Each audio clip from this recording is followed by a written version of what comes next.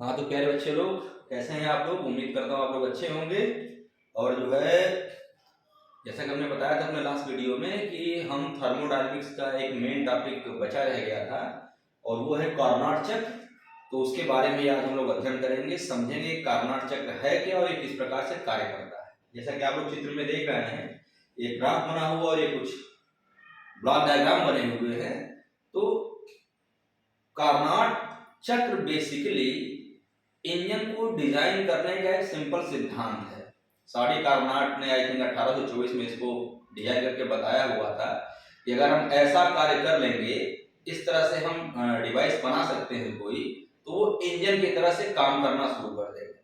और आप ये भी जान जाओ कि थोड़ा सा इंजन के बारे में आपके मन में अगर कोई भी किसी भी तरह की कोई डाउट हो तो आप ये समझ जाओ कि इंजन का मतलब होता क्या है। पहले इंजन का कॉन्सेप्ट अपने दिमाग में लगा लो।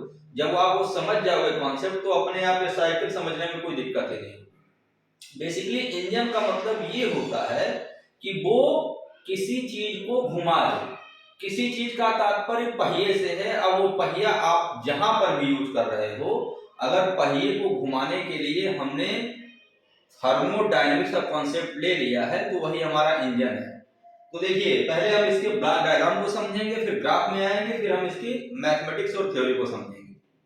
जल्दी से समझेंगे, बहुत लंबे डिस्कशन में हम जाएंगे। कार्नोट ने अपने सिद्धांत में क्या बताया था, हमें पहले ये समझना है कि इसके लिए एक स्रोत चाहिए, एक स्टैंड चाहिए और एक सिंक चाहिए। नंबर एक की चीज आपको, अगर आप लोगों ने मेरा पहला लेक्चर अगर देखा होगा इसके बारे में, जब हमने उष्मा गति की शुरुआत की थी, तो इन सब डबल लाइन और सिंगल लाइन का मतलब भी बताया था। नहीं देखा हो तो फिर से आप देख लीजिएगा। तो ये तीन हमारी बेसिक रिक्वायरमेंट है। और एक हमको चाहिए cylinder piston arrangement. Cylinder piston arrangement ये मैं यहाँ पे लिख भी दे रहा हूं, ताकि आप सिलेंडर और पिस्टन अरेंजमेंट ये बना हुआ है। एक एक वन बाय वन चलते हैं। स्रोत क्या होता है? देखिए, स्रोत क्या है, हमने बताया था पहले भी कि ऐसा ऊष्मा का प्रवाहक चीज जिससे हम कितनी भी ऊष्मा ले लें, लेकिन उसके तापमान में कोई कमी ना आए। डबल लाइन जो बनी हुई है, इसका मतलब ये है कि ये एडियाबेटिक वाल हैं, रुद्धोष्म दीवारें हैं। इन दीवारों के आर पार ऊष्मा का संचरण नहीं हो सकता है। और जो सिंगल लाइन बनी हुई है, इसका मतलब होता है समतापी दीवार, आइसोथर्मल वाल, यानी कि इसके दोनों साइड में हीट का ट्रांसफॉर्मेशन हो जाए।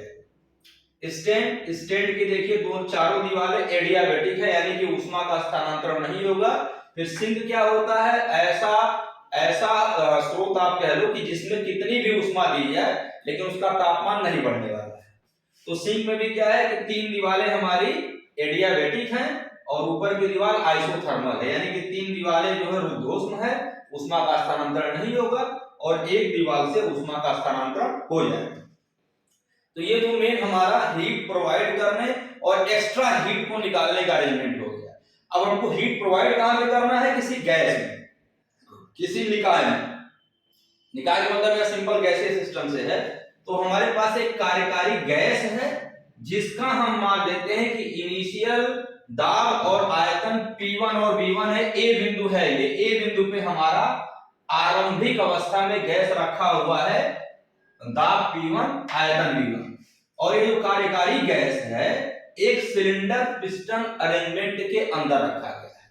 अब आपके दिमाग में अगर सिलेंडर पिस्टन अरेंजमेंट का कोई कॉन्सेप्ट नहीं है, तो आप ये समझ जाओ कि जैसे आप साइकिल में जो भरने वाला पंप, हवा भरने वाला पंप होता है, उसको सबने देखा होगा। क्या होता है कि एक उसमें हैंडल होता है जो कि ऊपर नीचे मूव करता है, एक चैम्बर होता है जिसके अंदर वो हैंडल मूव करता है। तो जो चैम्बर है उसको हम बोलते हैं सिलेंडर, और जो ऊपर नीचे मूव करता है, जिसकी वजह से आप प्रेशर को अप्लाई कर पाते हो, उसको बोलते हैं पिस्टन। सिलेंडर मींस कि वो कंटेनर, वो सिलेंडर लंबा वाला जिसके अंदर पिस्टन मूव कर रहा है। तो यहां भी सेम कॉन्सेप्ट है। ये सिलेंडर है, गोल गोल होगा, ऐसे दिखाई पड़ रहा है 2D फिगर, लेकिन गोल गोल ऐसे होगा। और ये जो पिस्टन है, ये ऊपर नीचे मूव करेगा। अब क्या किया गया, क्योंकि हमारा मेन टारगेट क्या, हीट इंजन का जो कॉन्सेप्ट बना हुआ था कि ये इंजन की तरह काम करेगा, और इंजन का मेन काम क्या है कि पहिए को घुमा देगा। क्लियर हो गई बात ये? अब हम आते हैं इसके वर्किंग पे। ये तो इसका एक ब्लॉक डायग्राम हो गया कि हाँ ऐसी चीजें ये बन सकती हैं। हम क्या करते हैं कि अपने हम इस सिलेंडर पिस्टन को, ये मूवेबल है, ये मूव करेगा, ये सब की सब चीजें फिक्स रहेंगी। नंबर दूसरी चीज याद रखिएगा, तो इस सिलेंडर पिस्टन अरेंजमेंट को हम सबसे पहले उठाएंगे और ला के रखते हैं स्रोत के ऊपर। इसकी भी नीचे की दीवार आइसोथर्मल है, इसके ऊपर की दीवार आइसोथर्मल है। जब हम इसको लाके इसके ऊपर रखते हैं, इनिशियल इसका प्रेशर P1 है और ये वॉल्यूम इसका V1 है।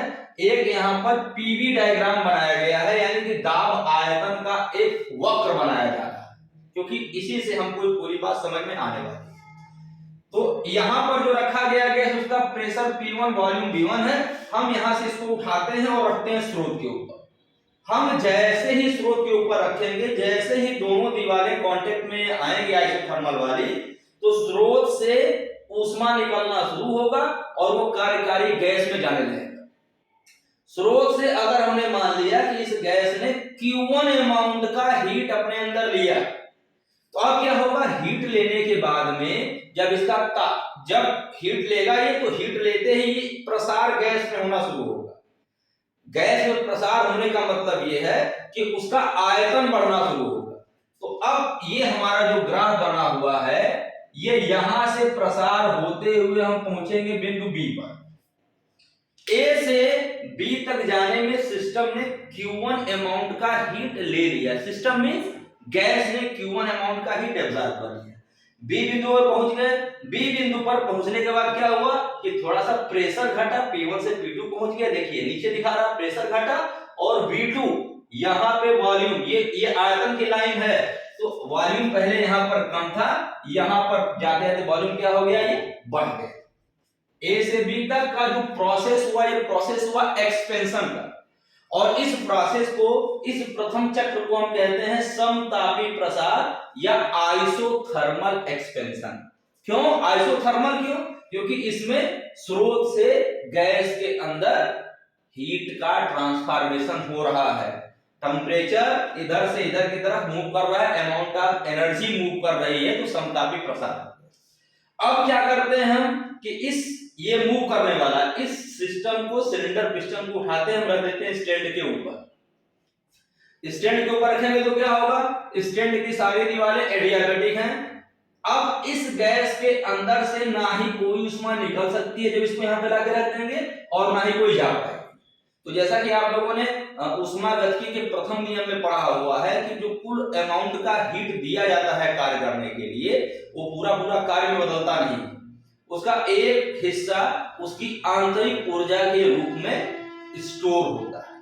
तो अब क्या होगा कि जब हमने यहाँ पे रख दिया, ऊष्मा का स्थानांतरण तो नहीं हो रहा है, लेकिन इसके अंदर ऊष्मा अभी बची हुई है, तो अपने आप गैस और थोड़ा सा एक्सपेंड होगी और थोड़ा सा फैलेगी और थोड़ा सा फैलेगी। अभी पहिए में क्या हो रहा है मैं डिस्कस नहीं कर रहा, क्योंकि एक साथ कई चीज डिस्कस करने में आप कंफ्यूजन में आ जाओगे। हमारी गैस थोड़ा सा और एक्सपेंड होगी, और चूंकि उस एक्सपेंशन की प्रक्रिया में निकाय के अंदर ना ही कोई ऊष्मा जा रही है और ना ही निकाय से कोई ऊष्मा बाहर जा रही है, तो उस एक्सपेंशन को हम बोलते हैं एडियाबैटिक एक्सपेंशन, या द्वितीय चक्र को बोलते हैं रुद्धोष्म प्रसार। एडियाबैटिक एक्सपेंशन या रुद्धोष्म प्रसार। तो इसके तहत क्या होता है कि अब हमारा जो निकाय है वो बी से पहुंच जाता है सी अवस्था में। सी बिंदु पर क्या हुआ, प्रेशर P3 हो गया और वॉल्यूम क्या हो गया, V3, यानी कि वॉल्यूम थोड़ा सा बढ़ा और प्रेशर क्या हो गया और घटा। ए से बी तक में अगर नापोगे, ए का प्रेशर ये है, बी का प्रेशर ये है, सी पर प्रेशर और घट गया, तो हम पहुंच गए बिंदु सी पर। ए से बी पर आइसोथर्मल, बी से सी पर एडियाबैटिक, दोनों में क्या है एक्सपेंशन। अब क्या करते हैं हम कि अपने इस निकाय को उठाते हैं, रखते हैं सिंक के ऊपर। अब जब सिंक के ऊपर रखेंगे तो क्या होगा, जब हम सिंक के ऊपर रखेंगे तो सिंक क्या है, ठंडा वाला चीज है, एकदम ठंडा। तो जो कार्यकारी गैस है इस सिंक को Q2 अमाउंट का हीट फेंक देगी, Q2 अमाउंट का हीट यहां से निकल जाए, और जब Q2 अमाउंट का ये अंदर आया है निकाय में और ये Q2 अमाउंट का जो बचा हुआ हीट वो बाहर निकला। तो जब Q2 अमाउंट का हीट बाहर निकला, कुल मिलाकर कहानी क्या बनी कि ये ठंडा होना शुरू हो गया, और जब ये ठंडा होना शुरू हो गया तो ठंडा होने के बाद गैस क्या होती है, संकुचित होती है, कंप्रेस होती है। तो हमारा जो निकाय है वो C बिंदु से पहुंचता है D बिंदु पर, C बिंदु से पहुंचता है D बिंदु पर। D बिंदु पर प्रेशर क्या हो गया, थोड़ा सा बढ़ा, क्यों, क्योंकि गैस अब कंप्रेस हो रहा है। प्रेशर पहुंच गया P4 और वॉल्यूम हो गया V4। प्रेशर बढ़ा और वॉल्यूम घटा, आयतन घट रहा है, क्यों, क्योंकि गैसेस कंप्रेस हो रही हैं, गैसेस इकट्ठा हो रही हैं। और यहां पर C से D जाने में, देखो A से B जाने में इसका टेम्परेचर T1 था, ये पूरा बना देंगे, T1 टेम्परेचर था, क्योंकि T1 टेम्परेचर ही स्रोत ने इसको दिया हुआ था। C से D में क्या हुआ, क्योंकि इसका टेम्परेचर T2 है तो ये T2 टेम्परेचर बन गया है। C से D पहुंचेंगे, कंप्रेशन हुआ, और कंप्रेशन कैसा हुआ, आइसोथर्मल। तो तृतीय चक्र होता है इसका समतापी संपीड़न, समतापी संपीड़न यानी कि आइसोथर्मल कंप्रेशन। गैस हमारा निकाय हमारा पहुंच गया C से D पर, क्लियर। अब यहां पर भी जो उसने Q2 अमाउंट का हीट रिजेक्ट किया है, जो टेम्परेचर उसने ऑब्जर्व किया है, अगर हम इस कार्यकारी गैस को चौथे वाले चक्र में यहां से उठाते हैं और फिर से हम रख देते हैं स्टैंड के ऊपर, तो जब स्टैंड के ऊपर रखते हैं, उसने जो ठंडी वाली उष्मा का हिस्सा अपने अंदर एब्जॉर्ब कर लिया था, अब क्या होगा कि उष्मा तो बाहर निकलने वाली है नहीं, लेकिन उसके अंदर उष्मा का कुछ पोर्शन से तो यहीं पर वो कंप्रेस हो गया था। जो कुछ पोर्शन बचा हुआ था वो जब स्टैंड के ऊपर रखेंगे, उष्मा का ट्रांसफॉर्मेशन अंदर से बाहर या बाहर से अंदर नहीं होगा, तो उस बचे हुए ऊर्जा की वजह से वो और अपने आप कंप्रेस होता है, और अपने आप जब कंप्रेस होता है तो उसके कंप्रेशन को हम बोलते हैं रुद्धोष्म संपीड़न। रुद्धोष्म संपीड़न, और रुद्धोष्म संपीड़न की प्रक्रिया में हमारा निकाय पहुंच जाता है D बिंदु से पुनः A बिंदु पर, और A बिंदु हमारी वही प्रारंभिक अवस्था मिल जाती है जहां से सिस्टम ने एक्सपेंशन का प्रक्रिया प्रारंभ किया था। तो कुल मिला के यहाँ पर चार चीजें हुई हैं। पहले हुआ समतापी प्रसार, गैस को रखा गया स्रोत के ऊपर, फिर गैस को रखा गया स्टैंड के ऊपर, रुद्धोष्म प्रसार हुआ, गैस को रखा गया सिंक के ऊपर, समतापी संपीड़न या आइसोथर्मल कंप्रेशन हुआ, फिर गैस को रखा गया फिर से स्टैंड के ऊपर, तो चतुर्थ चक्र हुआ जिसको हम बोलते हैं एडियाबेटिक कंप्रेशन या रुद्धोष्म संपीड़न। चार चक्र में सिलेंडर ने क्या किए, सिलेंडर पिस्टन अरेंजमेंट ने राउंड लगाया और पुनः इसके अंदर जो भरा हुआ गैस था वो अपने प्रारंभिक अवस्था P1 V1 में पहुंच गया। अब आपके मन में आएगा कि इसका कुल फायदा क्या होगा। फायदा क्या हुआ, देखिए ये जो कार्यकारी गैस है पहले एक्सपेंड हुआ, एक यहाँ पर अरेंजमेंट जोड़ दिया है, तो जब ये ऊपर की तरफ जाएगा तो पहिया थोड़ा सा ऐसे घूम जाएगा। फिर क्या हुआ, रुद्धोष्म एक्सपेंशन, पहिया थोड़ा सा ये और ऊपर गया, पहिया थोड़ा सा ये और घूमेगा, अरेंजमेंट बना दिया जाता है। तृतीय क्या हुआ, समतापी संपीड़न, ये पिस्टन थोड़ा सा नीचे आया, पहिया जो आगे की तरफ घूम के गया था वो और नीचे आएगा। और चौथा क्या हुआ, रुद्धोष्म संपीड़न, तो ये पहिया हमारा कुल मिला के एक चक्कर, दो चक्कर, तीन चक्कर और चार चक्कर, ये चार स्टेप में हमारा पूरा पहिया घूम जाएगा। यही ये कॉन्सेप्ट है। आप लोगों ने एक चीज और पढ़ा होगा, कॉन्सेप्ट ऑफ फ्लाई व्हील का नाम आपने सुना होगा। कॉन्सेप्ट ऑफ फ्लाई व्हील अभी वो भी समझ लो आप साथ में। ये जो पहिया ये घूम रहा है बार बार में, तो घूमने में क्या हो रहा है कि बीच में जर्क आ रहा है। अगर आप कल्पना करो कि पहिया चला, झटका लगा, रुका, फिर चला, झटका लगा, फिर रुका, फिर चला, झटका लगा, फिर रुका। अगर पहिया ऐसे घूमता रहे तो अगर किसी गाड़ी में ऐसा पहिया लगा हुआ है तो उसमें बैठे लोगों की हालत क्या होगी आप ये समझ सकते हैं। इसीलिए क्या करते हैं हम कि जो भी पहिया बनता है ना वहां पे रिम लगाते हैं, रिम, और रिम का वजन ज्यादा रखते हैं, उसके सेंटर में धुरा भी लगा होता है ज्यादा वजन करने के लिए। क्यों, क्योंकि आप लोगों ने अगर इनर्शिया पढ़ा हुआ है, मोमेंट ऑफ इनर्शिया पढ़ा हुआ है, कि कोई बॉडी चल रही है तो चलती रहना चाहेगी, रुकी हुई तो रुकी रहना चाहेगी। तो चल रही है तो चलती रहना चाहेगी कब, जब उसका मास ज्यादा। तो अब एक बार पहिए को घुमा दिया गया तो अगर उसका मास ज्यादा है तो झटका लगने वाली प्रक्रिया बंद हो जाएगी, वो लगातार पहिया घूमता रहेगा। इसको हम बोलते हैं कॉन्सेप्ट ऑफ फ्लाई व्हील। ठीक, ये भी आप समझ लो। अभी इसका आप स्क्रीनशॉट चाहो तो ले लो। हम इसका जो नेक्स्ट स्टेप बचा हुआ है, क्योंकि डेरिवेशन अभी कोर्स में ज्यादा कुछ है नहीं, तो हम उस स्टेप को फटाफट बता के खत्म करते हैं। हाँ, तो जैसा कि आप लोग देख पा रहे हो, हमारा जो प्रथम चक्र था वो क्या था, आइसोथर्मल एक्सपेंशन। और आइसोथर्मल एक्सपेंशन में जो किया गया कार्य होता है W1, ये इंटीग्रेशन ऑफ PdV होता है V1 to V2। डेरिवेशन हम इसको नहीं बता रहे हैं क्योंकि उसके लिए आपके पास इतना टाइम है नहीं। इसको सॉल्व करने के PV = nRT करके इसको सॉल्व करते हैं, तो ये आपको लास्ट में मिल जाता है RT1 log E V2/V1।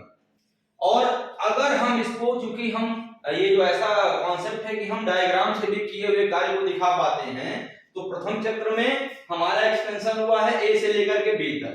तो यहाँ पर जो PV डायग्राम से किया हुआ कार्य होता है A B M, B से हमने परपेंडिकुलर ड्रा कर दिया, A B M K A, इस पूरे का क्षेत्रफल। तो हम उसको लिखते हैं area A B M K A। और क्योंकि एक्सपेंशन हो रहा है, आगे बढ़ रहा है, तो ये किया हुआ कार्य होता है आपका पॉजिटिव। सिमिलरली द्वितीय चक्र जो है W2, ये क्या था, एडियाबेटिक एक्सपेंशन या ऊर्ध्वश्म प्रसार। इसमें भी सिंपल एक कॉन्सेप्ट है कि V1 to V2 के बीच में PdV को इंटीग्रेट करते हैं। और एडियाबेटिक एक्सपेंशन के लिए जो फार्मूला होता है PV to the power gamma = constant. यहाँ पर गामा को हम बोलते हैं CP/CV। CP/CV और CP/CV में संबंध, इनकी वैल्यू के बारे में आपने पढ़ा होगा।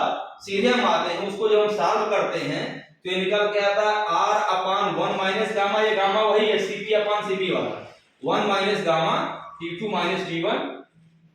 और अगर इसको हम एरिया वाइज बात कर लें, एक्सपेंशन हमारा यहां से यहां तक हुआ है, तो ये एरिया हो जाता है BCNMB।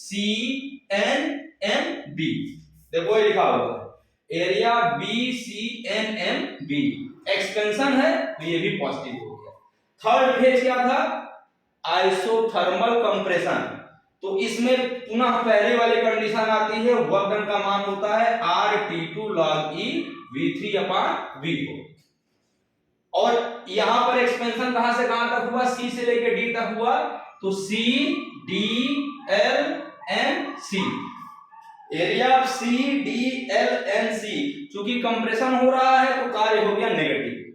लास्ट में चतुर्थ चक्र में क्या हुआ था, हम इस बिंदु से पुनः अपने प्रारंभिक अवस्था में पहुंच गए थे, तो इसका एरिया हो जाएगा DAKLD। कार्य का मान निकाल लिया जाएगा तो -R1 minus gamma T2 minus T1। और ये एरिया DAKLD ये भी नेगेटिव है। तो ये चारों स्टेप में 4 अलग अलग कार्य होंगे। कुल कार्य क्या हो जाएगा, W बराबर W1 + W2 + W3 + W4। तो यहां पर आप देख लो कि W1 W3 का मान तो यहां पे दिख रहा है आपको, W2 और W4 ये दोनों का मान बराबर विपरीत दिशा में है, ये दोनों कट जाएंगे, केवल आपको मिलेगा W1 माइनस W3 या मिल जाएगा Q1 माइनस Q2। क्लियर। अब एरिया वाइज अगर हम इन चारों एरिया को जोड़ेंगे तो रिजल्टेंट एरिया केवल मिलेगा area A B C D A। यानी कि ये जो चक्र बन रहा था इसके अंदर का जो कुल एरिया है यही कुल कार्य के बराबर हो जाएगा। तो उम्मीद है कि शॉर्ट फॉर्म में आपको कार्नोट साइकिल समझ में आ गई होगी। एक दो बार इसका स्क्रीनशॉट लेके समझ लीजिएगा। एग्जाम में केवल आपको इतना ही लिखना है, इसके आगे भी ये कुछ लिखना नहीं है। जिन लोगों ने अभी तक सब्सक्राइब नहीं कर लिया चैनल को सब्सक्राइब कर लें, अच्छा लगे दूसरे को भी शेयर करें। जल्दी मिलते हैं आपसे नेक्स्ट वीडियो में। और नेक्स्ट वीडियो में आपको मैं बेंडिंग ऑफ साइक्लिस्ट और बैंकिंग ऑफ रोड जो अभी केंद्र बल में है, बहुत इंपॉर्टेंट चीज है, वो पढ़ाने वाला हूं। तो तब तक आप इसको पढ़ो। जल्दी मिलते हैं आप लोगों से। Thank you very much.